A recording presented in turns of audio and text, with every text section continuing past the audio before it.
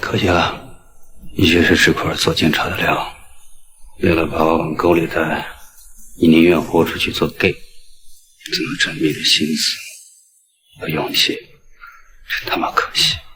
我叫伊谷春，是市局刑侦支队的一名刑警。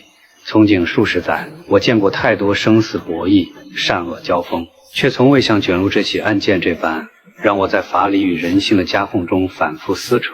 7年前福建西陇那起灭门惨案，像是刻在我骨血里的一道疤。每当午夜梦回，总会看见那栋血迹斑斑的别墅和那个死在浴缸里的女孩。她戴的那个吊坠上还留着一枚模糊的指纹。目击者说，案发前见过3个年轻人在水库玩水，其中一个胸前有老虎纹身。可整整7年，我们连这3个人的影子都没摸到。直到我调到另一个支队，遇见了协警辛晓峰。第一次见他，就觉得这小子有点特别。执行任务的时候，他那股子拼命的劲头让我印象深刻。每次行动，他都像不要命似的冲在最前面，完全不考虑自己的安危，这让我不禁对他多留了个心眼。在我看来，一个人表现得太过积极，背后说不定藏着什么不为人知的原因。随着和辛晓峰接触越来越多，我心里的疑惑也越来越大。有一次出任务，我坐在车上，随意扫了一眼隔壁车的人，就发现了不对劲。辛晓峰心领神会，随后将出租车截停了下来。我毫不犹豫地掏出手枪，让车内的人抱头下车。辛晓峰配合着我开始搜查，结果还真在包里搜出了100枪。事后辛晓峰的表情虽然极力保持镇定，但我还是捕捉到了那一丝不易察觉的慌张。从那之后，我开始有意无意地观察他，发现他有个奇怪的习惯，总是用右手捏碎烟头，好像很怕留下指纹似的。这让我联想到了7年前那起至今未破的灭门惨案，现场唯一留下的线索就是一枚吊坠上的指纹。你哪儿的？西陇，我从那边调过来。不得了，对，他来自西陇，这更加印证了我的猜想。辛晓峰似乎也意识到了什么，想要搬出去住，还打算找借口辞职。有一天，辛晓峰拿着辞职信来找我，刚巧我在发火，他就把辞职的事咽了回去，找了个借口请假，说要去拿几条鱼。我拒绝了他，因为晚上有任务。执行任务时，辛晓峰还是一如既往的拼命，却意外被水中的铁丝网卡住了脚。那一刻，我没有丝毫犹豫，奋力抢救，总算是把他给救了上来。那天任务结束后，我让他开我的车去拿金鱼。路上，我有意提起7年前的灭门惨案，详细描述了案情经过。我注意到辛晓峰的神情有些不对劲，他似乎陷入了回忆。他因为走神让车子差点失控坠崖。慌张张，爷。慌乱中，他又用手指捏灭烟头，这个动作太可疑了，让我更加确定他或许就是那起案子的凶手。于是我继续试探他，描述案件细节，观察他的反应。报案人手段残忍，且心智过人，那对夫妻的脑颅都被打碎了，现场却几乎提取不到一个指纹，唯一的疏漏是女孩身上的吊坠，有人在上面摸了一下。觉得是惯犯？像是吧，像是。他故作镇定，可我知道他的内心肯定已经翻江倒海了。到达金源岛后，我在岸边等待辛晓峰去鱼排上取金鱼。我一直在观察着他的一举一动，总觉得他的行为有些鬼鬼祟祟。后来他带着一个空鱼缸回来了，说是金鱼被海风掀翻死了。这个解释太牵强，我确信他在说谎，于是开始追问他关于鱼排上的人还有金鱼的去向等问题。他的回答支支吾吾，漏洞百出，最后他才不得不说金鱼是要给女儿的，而这个女儿竟然是他和发小一起收养的一个名叫尾巴的弃婴。从金源岛回来后，我再次翻出水库凶杀案的档案，之前辛晓峰的种种反应始终在我脑海里挥之不去。他握着方向盘时的颤抖，听到案件细节时瞬间凝固的表情，还有那个刻意用空鱼缸掩饰的慌乱，这些都太过反常。我太清楚一个警察的直觉意味着什么，尤其是当这种直觉与7年前那个未解的悬案重叠时，所有的细节都突然变得锋利起来。隔天我陪妹妹小夏来医院看病，没想到偶遇了辛晓峰和另外一个男人。老头，你怎么在这儿啊？哥，这就跟你说那的哥，追劫匪的那个的哥。我和男人对视的瞬间，认出了他就是那晚的出租车司机。不久前我在巡逻时遇到了他他的出租车停在路中央，神色慌张。我起了疑心，上前询问。他解释说是几个老乡蹭车发生了争执。虽然他的话看似合理，但我还是在地上发现了一把匕首。我立刻意识到事情不对劲。当我准备进一步调查时，他却匆匆离开了。我总觉得这个司机有问题，那种直觉就像多年前面对那起灭门惨案时一样强烈。再次想起来，他似乎也认出了我。我从他的眼神中看到了一丝恐惧，这更加坚定了我的判断，他一定有问题。出院后，我从辛晓峰那里得知，男人名叫杨自道，也是他的发小之一。鱼排上那个呢？也是三兄弟啊。啊，你那兄弟怎么那么着急出院？刀口感染很麻烦的。没办法，需要钱。其实他出来拉活已经有2天了，我们刚才是在孩子身边，他心脏出了问题，诊断是法洛4联症，需要马上手术。我们刚给他做了胫体动脉、肺动脉分离术，花了4万多，接着得做第2期。辛晓峰的这番话合理地解释了杨自道为什么这么着急出院，但我总觉得事情没那么简单。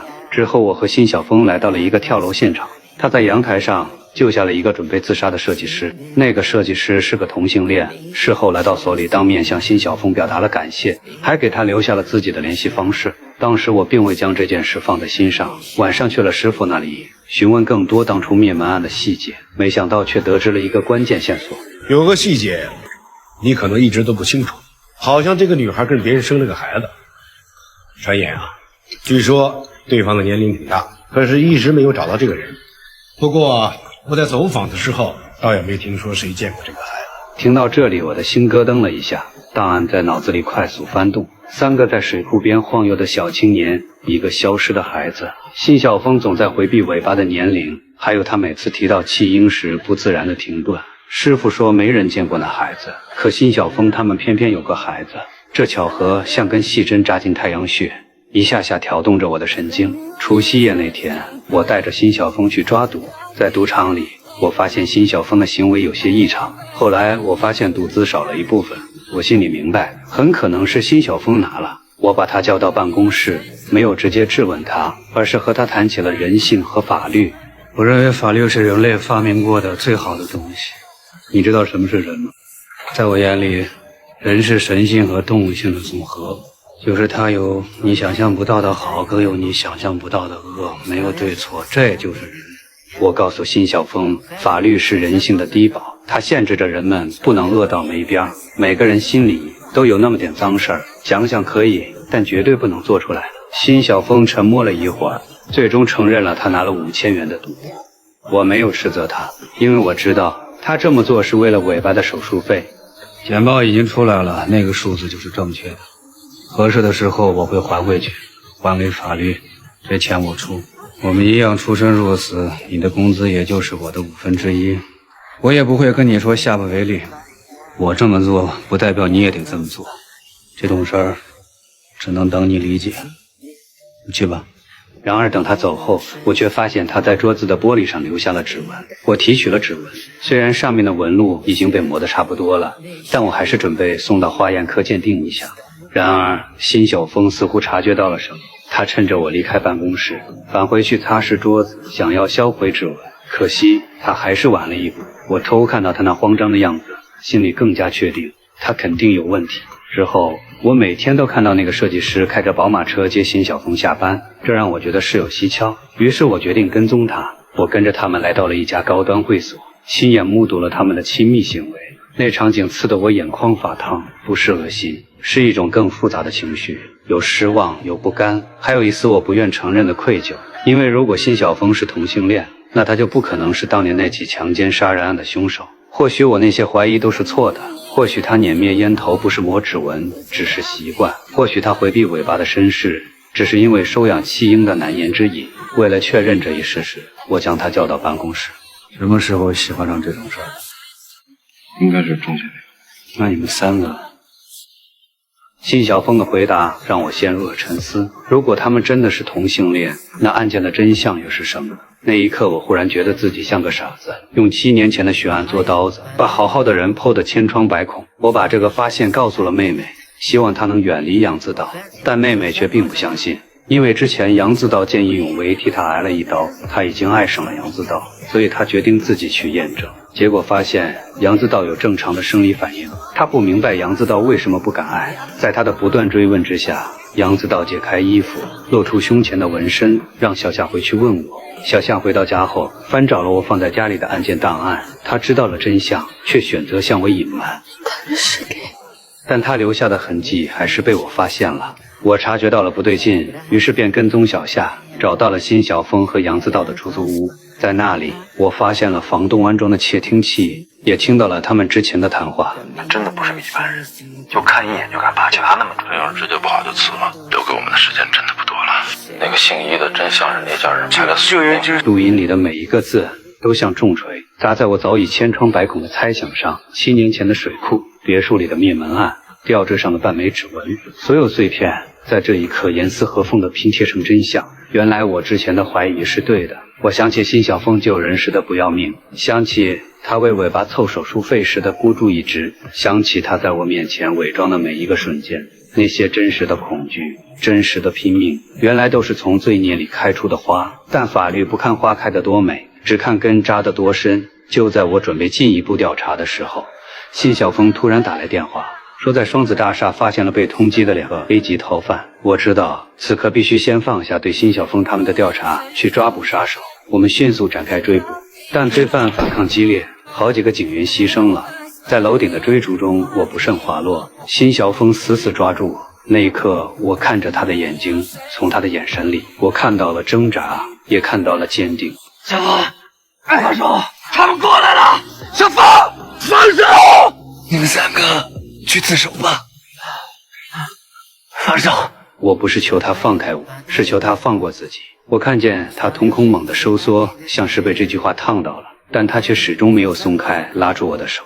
这一刻，我忽然明白，他不是在救我，是在救7年前那个没能回头的自己。关键时刻救援赶到，我们都活了下来。我们俩被救下来之后，我和他说出了他被窃听的事。刘让是房东吧？啊，他在楼下按了窃听，你们说的每句话都被他记在小本上，就看在桌子上。你们3个人怎么会？我也想过，所以没有什么好人和坏人。虽然我们一起出生入死，有了深厚的感情，但我还是把他交给了师傅。对不起，小芳，必须这么做。没什么对不起的，罪和错，每个人心里都有。干嘛？太煎熬。其实我们都在等这一天。后来从设计师的口中，我才得知，原来当初辛晓峰为了摆脱嫌疑，主动联系了他。辛晓峰故意在我面前和设计师亲密接触，就是为了让我打消对他的怀疑。如果不是小夏后来的介入，也许他们还能多隐瞒一段时间。最终，辛晓峰和杨自道被判了死刑。临行前，我去探视辛晓峰，对他说：“其实你已经成功了，这么缜密的心思和勇气，真他妈可惜。”这话从我嘴里挤出来，带着咬牙切齿的不甘。我见过太多平庸的警察，而他天生该是吃这碗饭的人。我恨他7年前犯下的罪孽，恨他让5条人命成了悬案，恨他用警察的身份掩盖罪行。可我又感激他，感激他在天台上死死拽住我，感激他用自己的命换我的命。其实也没什么别的意思，头，只是想挨了尾巴手术之后，我们走得安心些，心思和勇气算是了，但为我自己不会，永远不会。他的声音轻得像片羽毛，却砸得我胸口生疼。原来那些在我看来缜密到可怕的误导，那些近乎偏执的生存本能，都只是一个爸爸为了女儿的孤注一掷。根本没机会见面了，有什么要说的吗？我们应该算是好爸爸。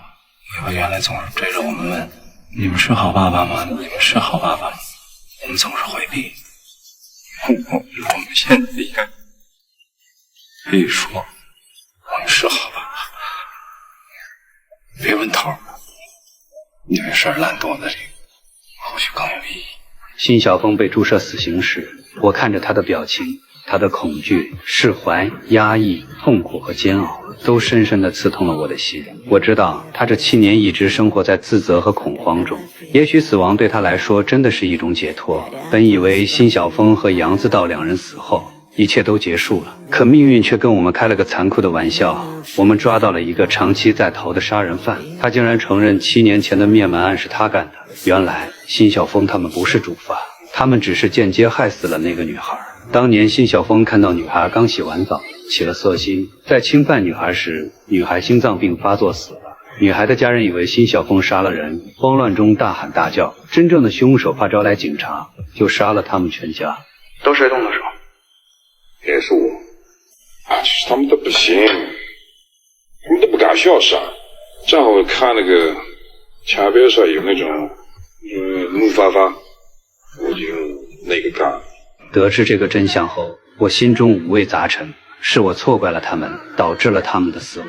于是我开始重新调查案件。我带尾巴去测了骨龄，终于发现了辛晓峰他们想要守护的秘密。尾巴并不是弃婴，而是当年别墅里被害女孩的孩子。他们收养尾巴，是因为不忍心看着他在别墅里孤零零的死去。这么多年来，他们一直小心翼翼地守护着这个秘密。他们知道，一旦尾巴知道抚养自己的人是害死自己全家的凶手，那对他来说将是灭顶之灾。所以他们宁愿牺牲自己，也要给尾巴一个轻松的未来。后来案件改判了，我去找陈比爵，却发现他已经失踪半个月了。后来我才知道，他其实并不傻，而是一个智商超过160的天才。他为了保护尾巴，选择了跳海自尽。他们3个人在这7年的逃亡中，一直承受着烈日灼心般的煎熬。他们用自己的方式守护着尾巴，守护着那份他们认为的爱。